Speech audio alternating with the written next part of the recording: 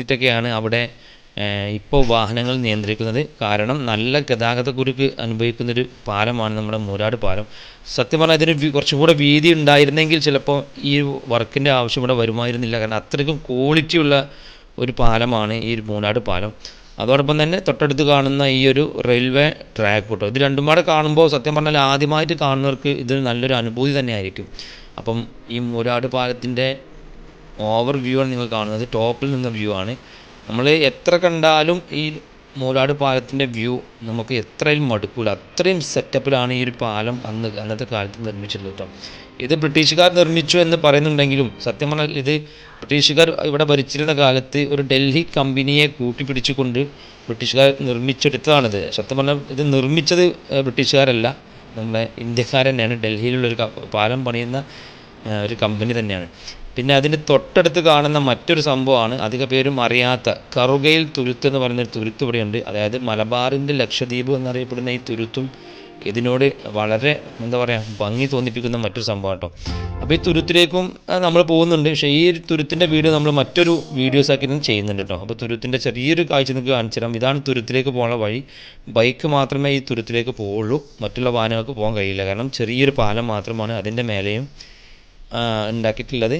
ഇതിനൊക്കെ ഒരുപാട് വർഷം പഴക്കമുണ്ട്. അതുപോലെ തന്നെ നല്ല ട്രാൻസ്പെറൻറ്റ് രീതിയിലുള്ള വെള്ളവും ഒക്കെ നല്ല കാഴ്ചകൾ, നല്ല ഭംഗി നൽകുന്ന സംഭവം തന്നെയാണ് ഈ ഭാഗത്തൊക്കെ ഫുള്ളായിട്ടുള്ളത് കേട്ടോ.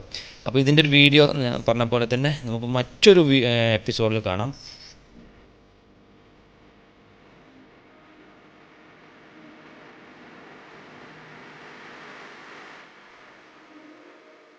ഈ ഭാഗത്തു നിന്ന് നോക്കിക്കഴിഞ്ഞാൽ നമ്മുടെ മൂരാട് പാലത്തിൻ്റെ ഭംഗി വേറെ തന്നെ ലുക്കാണ്. കാരണം ഏതൊരു ആംഗിളിൽ നിന്ന് നോക്കിയാലും ഇത് കാണാൻ പറ്റും എന്നുള്ളത് തന്നെയാണ് ഈ പാലത്തിൻ്റെ മറ്റൊരു പ്രത്യേകത കേട്ടോ. അപ്പം നമ്മളൊക്കെ ഏറ്റവും കൂടുതൽ ആകാംക്ഷയോടെ കാത്തിരിക്കുന്നത് ഈ മൂരാട് പാലത്തിൻ്റെ വർക്ക് കഴിയാൻ വേണ്ടിയിട്ടാണ്. ദിവസേന ഞാൻ പറഞ്ഞല്ലോ 100 കണക്കിന് ആളുകൾ ഇത് കാണാൻ വേണ്ടി മാത്രം ഇവിടെ വരുന്നുണ്ട് കേട്ടോ.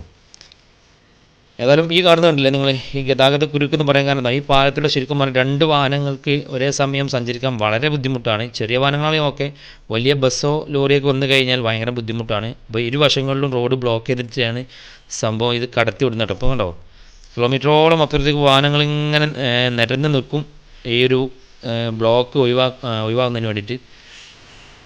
ഏതായാലും നമ്മൾ കാത്തിരുന്ന അതല്ലെങ്കിൽ കേരള ജനത കാത്തിരുന്ന ഒരു കാര്യം തന്നെയാണ് ഇപ്പോൾ നടന്നുകൊണ്ടിരിക്കുന്നത് കേട്ടോ. ഏകദേശം ഈ ഒരു പുഴയിൽ 5 ഫില്ലറുകളാണ് നിർമ്മിച്ചിരിക്കുന്നത് കേട്ടോ. അപ്പോൾ ഇത്രയും ബീമുകൾ വെക്കാൻ വേണ്ടിയിട്ട് 36 മീറ്റർ ഡിസ്റ്റൻസാണ് ഈ ഒരു ഫില്ലറുകൾക്കിടയിലും അവർ നൽകിയിട്ടുള്ളത്.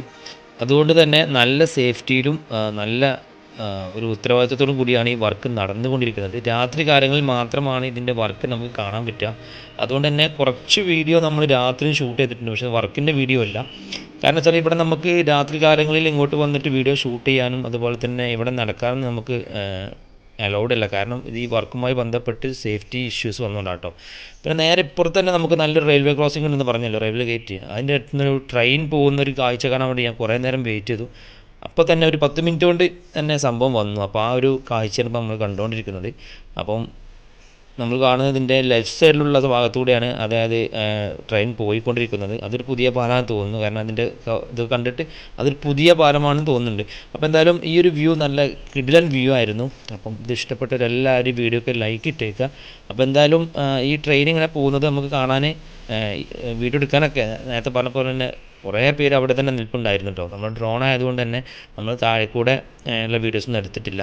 അപ്പം എന്തായാലും നേരെ രാത്രി നമ്മൾ രാത്രി ആവുന്നവരെ നമ്മൾ വെയിറ്റ് ചെയ്തു, കാരണം രാത്രി വർക്ക് കാണാൻ വേണ്ടിയിട്ട്. പക്ഷേ ആ സമയത്താണ് നമ്മൾ അറിഞ്ഞത് വർക്കുകളൊന്നും കാണാൻ അവിടെ സമ്മതിക്കുന്നില്ല എന്നുള്ളത്.